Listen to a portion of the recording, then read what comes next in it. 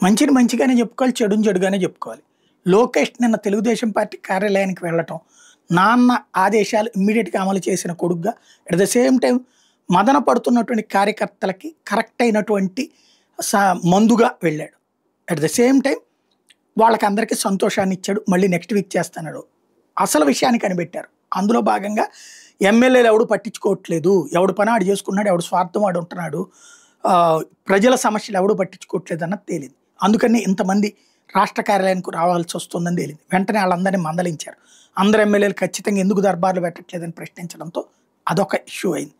తద్వారా లోకేష్ బాధ్యతాయుతంగానే చేశారు. కానీ కవరేజ్ విషయంలో కొంత అత్యుత్సాహం ప్రదర్శిస్తున్నాయి కొన్ని మీడియాలో. ఏంటో తెలియదు అది.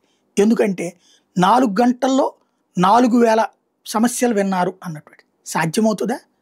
గంటకి 60 నిమిషాలు, 4 గంటలంటే 4 ఆరు 240 నిమిషాలు. 240 నిమిషాల్లో 4000 వినగడం సాధ్యమవుతుందా ఎవరికైనా? రోబోకి ఇట్ట అంటే అదేదో రోబో ఇట్లా పుస్తకాన్ని ఇట్లా తిప్పితే కుదిరితే అట్లాగా.